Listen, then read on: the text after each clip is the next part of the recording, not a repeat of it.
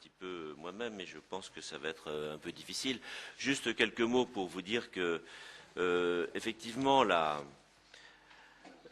question qui est posée aujourd'hui sur les nouvelles coopérations pour promouvoir la diversité culturelle appelle plusieurs réponses. On pourrait penser que depuis 2005, date à laquelle a été signée la Convention, différentes coopérations. Il y a deux façons en fait de concevoir ces coopérations, soit les coopérations ou les promotions de la diversité par les institutions, et notamment par les institutions qui existent à l'échelon international à différents moments, soit en fait de façon pragmatique par tous les acteurs de la société civile qui interviennent et qui d'eux-mêmes, on l'a vu déjà de très nombreuses fois aujourd'hui, interviennent pour mettre en œuvre des coopérations.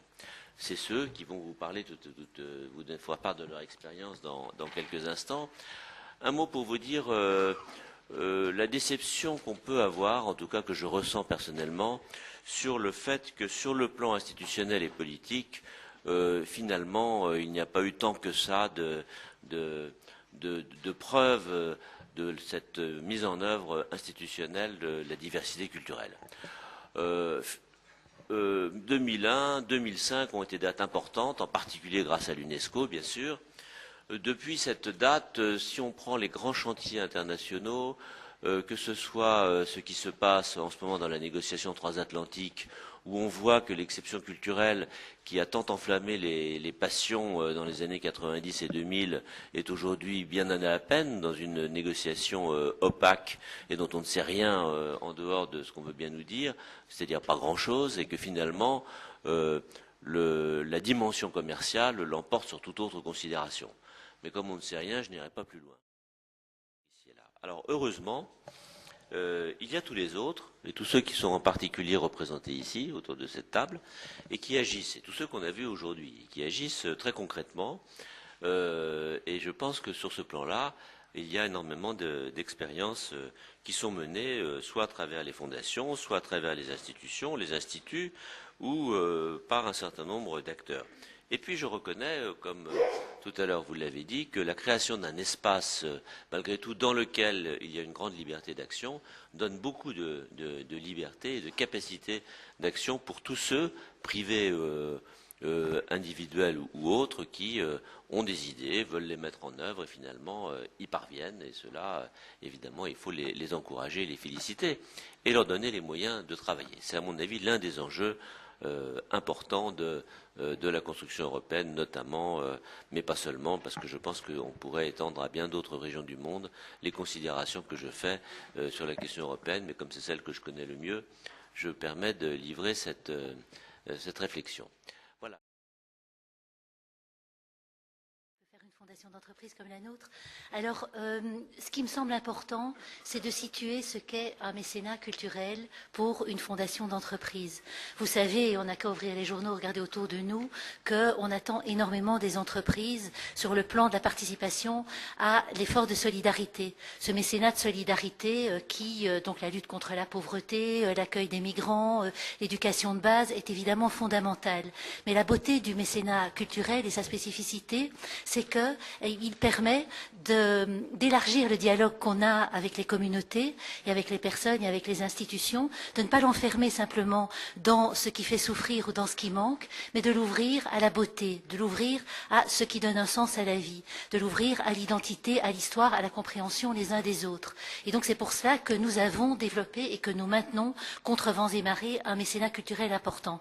Alors évidemment, on ne peut pas tout faire, mais en même temps, nous avons la spécificité de notre métier fait que nous sommes très très bien placés pour célébrer les cultures du monde, puisque comme vous le savez, nous sommes présents dans le monde entier, peut-être moins en Europe que dans les grands continents comme l'Afrique ou l'Asie, et partout dans le monde, la France est d'abord vue comme le plus beau musée du monde. Et donc donner l'écrin des beaux musées français à la culture des pays dans lesquels on est présent, eh bien c'est évidemment participer au rayonnement de la culture française, participer à la vie de ces musées, mais c'est aussi que ce soit pour les personnes qui travaillent pour nous ou avec avec nous ou pour l'ensemble des publics qui sont autour de nous, ce qu'on appelle élégamment nos parties prenantes, c'est certainement une manière de mieux se comprendre, comme disait Saint-Exupéry, s'aimer, c'est pas se regarder l'un l'autre, c'est regarder ensemble dans la même direction, eh bien regarder ensemble toutes les œuvres du cycle d'exposition africaine du musée du Quai Branly, regarder ensemble l'exposition des Halles du musée Guimet, regarder ensemble tout ce qui a été construit autour du département des arts de l'islam, du Louvre, c'est extrêmement important. Regarder ces cultures et puis les faire voyager quand c'est possible, par exemple ce que nous pouvons faire avec l'Institut du monde arabe ou parfois avec le musée du Quai Branly en organisant l'itinérance d'une exposition sur présence africaine. Donc ça, faire regarder cette culture ensemble, la faire bouger, la faire circuler, c'est une chose qui est très, très, très importante. La deuxième, on vous en a parlé ce matin, on en a dit beaucoup de bien, malheureusement, j'ai pu vous rejoindre qu'après 11 heures, c'est tout ce que nous pouvons faire avec les musées et les associations pour ouvrir la culture au public dit éloigné. Et je crois que ATD Quart Monde a témoigné de ce que nous faisons. Nous travaillons avec ATD Quart Monde, avec le Secours populaire, mais pas directement avec les associations, plutôt avec les musées qui connaissent les associations et qui peuvent construire des journées d'ouverture, comme on dit au champ social, plutôt des jours de fermeture des musées. Bon, maintenant que les musées français vont être ouverts tous les jours, ça va peut-être être un peu plus compliqué, mais la pyramide du Louvre n'est jamais aussi belle que quand il y a 1000 femmes dedans, un mardi de la semaine de la femme, qu'elles découvrent par exemple des objets de la civilisation, de la civilisation islamique, enfin souvent du monde de l'islam dont elles sont issues, et qu'elles peuvent elles-mêmes expliquer à la guide, traduire le verset du Coran qu'elles voient sur une stèle ou qu'elles voient sur une poterie. Mais là vraiment il y a un renversement de la preuve, ces personnes se sentent chez elles, se sentent respectées, se sentent célébrées, idem ce que fait l'IMA avec les publics jeunes. Donc là pour nous, faire venir ce public dans les musées, mais pas comme ça une fois pour avoir le grand bonheur de voir la pyramide pleine de femmes, mais parce que ces femmes sont venues dans le cadre d'un parcours qui a un passé, qui a un futur, où elles repartent avec une invitation à revenir et avec un catalogue donc, qui permettent aussi de travailler, ça c'est important. Un autre public essentiel pour nous, c'est les publics des jeunes, et donc l'accès des jeunes à la culture, mais pas seulement à la connaissance de la culture, mais à sa pratique. C'est quelque chose que nous développons de façon systématique avec les scènes lyriques, avec l'Opéra de Paris, le Festival d'Aix, l'Opéra de Lyon, par exemple, l'Opéra comique. C'est aussi quelque chose que nous avons pu développer dans le cadre d'un partenariat de long terme que nous avons avec le ministère de la Jeunesse, qui nous a appris à travailler avec l'État, puisque nous en sommes à notre 6e ministre de la Jeunesse. Donc c'est une école d'adaptation, c'est une école d'apprivoisement, c'est une école de patience. Le mécénat, c'est aussi ça. Le temps de l'État, le temps des institutions n'est pas celui de l'entreprise. Et donc nous apprenons ensemble ce qui est bien. Et donc nous avons essayé dans toutes les phases de ce partenariat de toujours donner un accès et une priorité, quand c'est possible, à tous les programmes qui permettent aux enfants de toucher la culture, d'apprendre leur corps, de se respecter eux-mêmes pour ensuite pouvoir respecter les autres et partager avec eux justement des expériences qui, comme on l'a beaucoup dit, parlent aux émotions et donc parlent au cœur des hommes et des femmes et des enfants. Culturel pour nous, c'est une question de respect, c'est une question d'apprivoisement, c'est aussi une question de fidélité. Et je dis ça parce que je sais bien que un de mes collègues me dit vous êtes belle comme Crésus, et c'est évident que l'argent total, ça donne très très très envie, et que donc bien sûr souvent quand je fais des exposés, les gens viennent me demander comment est-ce qu'on fait pour avoir accès à vos financements. Alors c'est vrai que c'est difficile de s'ouvrir à des nouveaux partenaires parce que les partenaires le partenariat ne prennent leur sens qu'au travers de la fidélité. Ce n'est qu'au travers de la fidélité qu'on peut développer des innovations qui soient pérennes et qui aient du sens. Donc c'est vrai que bon, c'est aussi mon métier, c'est aussi parfois l'art de dire non, ou c'est de dire peut-être, ou de dire autrement. Et en tout cas, bon, au travers de nos partenariats avec l'État, au travers des liens que nous tissons avec d'autres fondations, nous espérons que nous allons pouvoir continuer à faire rayonner cette culture. C'est un privilège, comme on l'a dit. Bon, nous sommes tous privilégiés d'être des gens de culture ou de parler de culture, comme vous l'avez dit, madame, tout à l'heure. Et donc, il nous importe vraiment, comme tous les privilèges, nous ne les méritons pas, mais il nous importe d'y faire honneur avec humilité, avec patience et avec passion. Voilà, merci. D'être invité à cette conférence. La Fondation Anna Lindh pour le dialogue interculturel dans l'espace euro-méditerranéen est une structure qui existe depuis une dizaine d'années. Elle a été établie en 2005 dans le cadre du processus de Barcelone pour s'occuper du volet culturel et interculturel dans l'espace euroméditerranéen. La fondation existe dans les 42 pays de cet espace et elle opère à travers un réseau qui diffère en taille d'un pays à l'autre. Ça peut être un réseau de quelques centaines d'organisations comme quelques unités. Mais en tout cas, c'est un réseau qui existe et qui aujourd'hui regroupe plus de 4000 organisations à travers l'espace euroméditerranéen. Nous avons également parmi les instruments que nous utilisons un rapport que nous préparons tous les 3 ans. Et c'est un rapport qui évalue, qui étudie les tendances culturelles, surtout dans sa dimension interculturelle, dans tout l'espace euroméditerranéen. Et dans la dernière publication de 2014, nous avons relevé une volonté de la part des populations des 2 rives de la Méditerranée, une volonté partagée de vouloir connaître mieux l'autre, se rapprocher des populations de la rive opposée. Et ce constat nous a amené à renforcer notre action sur le terrain, à développer des activités, surtout, comme je le disais tout à l'heure, à l'adresse des jeunes. Ce choix s'est fait et s'est renforcé surtout avec ce que nous avons aujourd'hui, ce que nous voyons aujourd'hui, se développer dans diverses régions de cet espace euroméditerranéen. Ces diverses tendances négatives qui malheureusement se développent un peu partout, qui peuvent se traduire par soit la radicalisation, soit la xénophobie, mais qui, en dernier lieu, empêchent justement cet échange interculturel et cette meilleure connaissance, et empêchent justement ces jeunes de se voir, de se rencontrer, de mieux se comprendre et surtout de bâtir ensemble leur propre avenir dans cette région euroméditerranéenne. C'est vrai que la dimension culturelle dans toutes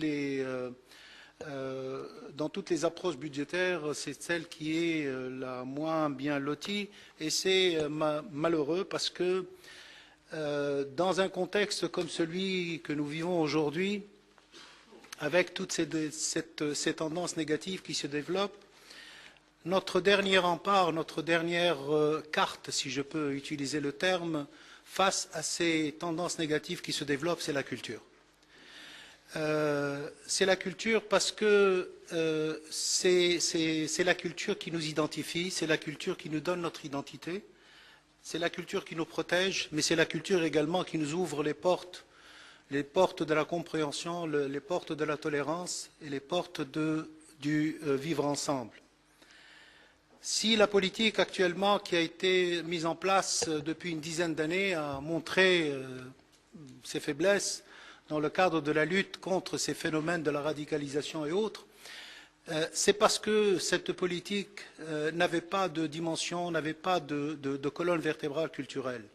Parce que c'est là où le travail doit se faire et c'est là où l'on peut agir pour espérer avoir un changement dans les attitudes et un changement dans les mentalités.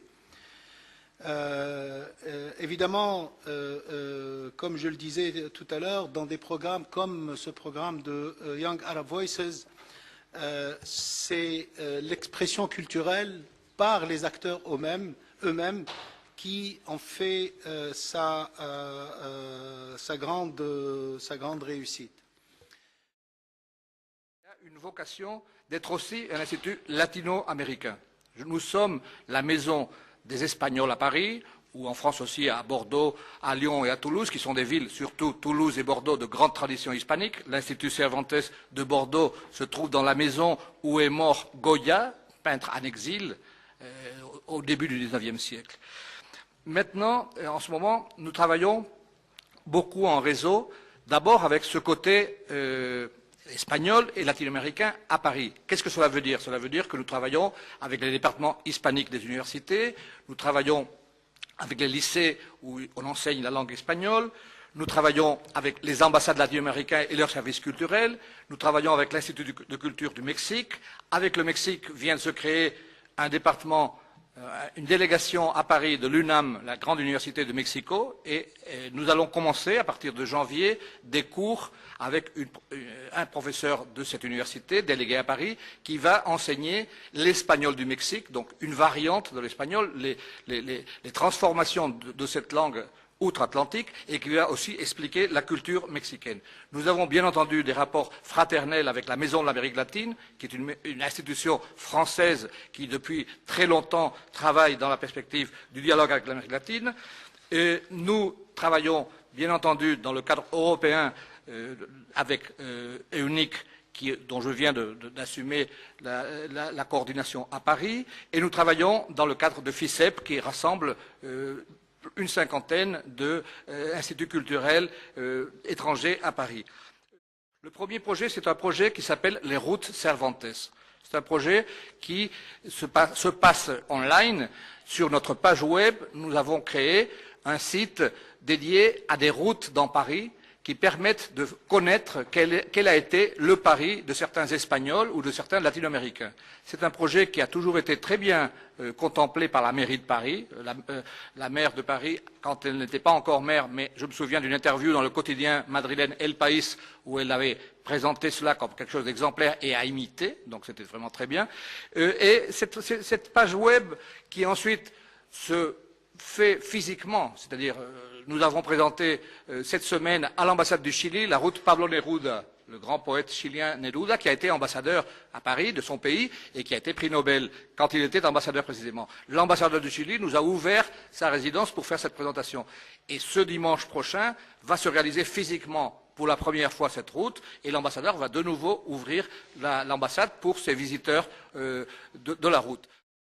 Il y a quelques semaines, l'Espagne vient de lancer une loi qui revient sur un décret des années 20, qui a permis de sauver beaucoup de Juifs pendant la Shoah dans des pays comme la Grèce ou la Hongrie ou la France même. Cette loi espagnole de maintenant donne la nationalité espagnole aux descendants de Juifs expulsés d'Espagne il y a tellement de siècles. Cette loi, c'est précisément l'Institut Cervantes qui va devoir s'occuper de prouver la nationalité, de faire, disons, un peu tout le processus de sélection. Et ici à Paris, nous allons mettre en place des cours pour préparer précisément les gens. Nous estimons plus ou moins que ça peut être 2000 personnes dans toute la France qui vont être sans doute intéressées par ce processus. Donc voilà deux exemples, celui des routes Cervantes et celui de notre travail, notre compromis avec le monde judéo-espagnol, de ce que nous faisons pour la diversité culturelle. Merci. Du Luxembourg en France et la directrice de la mission culturelle du Luxembourg. Le Forum des instituts culturels étrangers à Paris est un réseau unique au monde. Il faut savoir que Paris a cette particularité de concentrer le plus grand nombre de centres et instituts culturels étrangers sur son territoire. Ce réseau s'est formé en 2002 sous forme d'association à l'instigation du Centre culturel canadien, et comptait déjà, lors de sa création, une trentaine de membres. Et nous sommes aujourd'hui, en 2015, 53 membres, donc centres culturels, instituts culturels étrangers ici à Paris. Notre action, donc on est une association, notre action elle est financée bien sûr par la cotisation de l'ensemble des membres, mais aussi par une subvention assez importante du ministère de la Culture et de la Communication français et de la ville de Paris, qui ont reconnu dans notre réseau la vraie force d'action et la capacité de promotion de la diversité culturelle sur le territoire parisien. Pour rendre visibles nos actions, on a différentes manières de fonctionner, mais on a pris le parti de fédérer les centres autour d'une programmation culturelle, chacun gardant sa programmation au cours de l'année, mais 4 temps forts nous réunissent plus particulièrement tout au long de l'année. Le temps fort qu'on est en train de vivre en ce moment, c'est la Semaine des cultures étrangères, où nous avons d'ailleurs fait la place à cette conférence, les outils du pluralisme, parce qu'elle correspond tout à fait à la philosophie de notre réseau et de notre association. Vous avez tous eu d'ailleurs, j'imagine, avec votre programme, le programme de cette Semaine des cultures étrangères, qui est un festival pluridisciplinaire sur une thématique différente chaque année et qui permet aux centres culturels de montrer le meilleur de leur création et d'inciter aussi le public à venir découvrir ces lieux que souvent il méconnaît. L'idée étant de se dire que si l'Institut Goethe ou l'Institut Cervantes ou la Mission culturelle ou le Centre culturel de Serbie programme, ça n'est pas nécessairement pour la diaspora espagnole, serbe, allemande, mais c'est vraiment pour s'ouvrir effectivement au public plus largement parisien et francilien. Ensuite, et je l'ai un tout petit peu évoqué, et peut-être c'est pour rebondir sur le constat assez déçu de Monsieur Clément sur le manque d'implication peut-être politique et institutionnelle pour mettre en place des vrais réseaux de coopération. Je crois que nous, on y arrive plutôt très bien, et peut-être parce que cette association, elle est le moins institutionnelle et le moins politique possible. Et j'étais absolument enthousiaste par la présentation de la directrice des festivals Hug. Je crois que notre enthousiasme et la force de notre réseau, elle vient aussi qu'on est très enthousiaste par la capacité de ce qu'on a à montrer de culturel et de chacun le meilleur de sa culture aussi. Je pense que ce qui nous meut, ce qui nous fait bouger, c'est je vais proposer tel artiste, telle proposition, telle programmation qui va rencontrer un public et on va rendre ça possible et magique. Et je crois qu'on s'entend aussi bien dans une instance qui est quasiment multilatérale avec 53 nationalités représentées, mais où du coup la coopération se passe sur un pied d'égalité parce qu'on se retrouve vraiment sur le contenu et sur la culture, et faut pas avoir peur de ça, et nous c'est la motivation principale de ce réseau-là. Donc je remercie encore cet élan d'enthousiasme parce qu'il nous meut nous au quotidien pour notre programmation.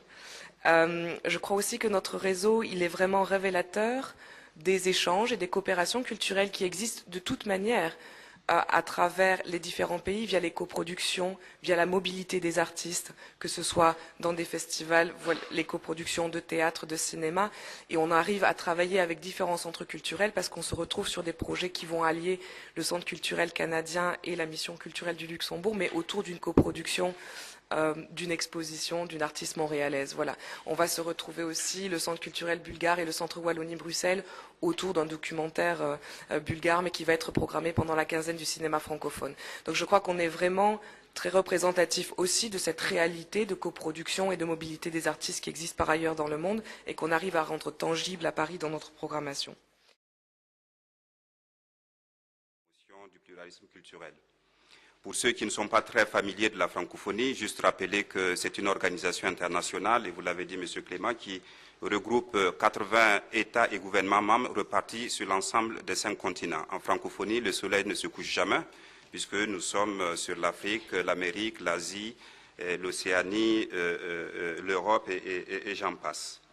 Et la promotion du pluralisme culturel et du vivre ensemble est inscrite dans le cœur même du projet francophone, porté par ses pères fondateurs il y a 40 ans, car convaincus que la valorisation des identités culturelles dans le dialogue et le respect de leur diversité était une condition essentielle du monde contemporain.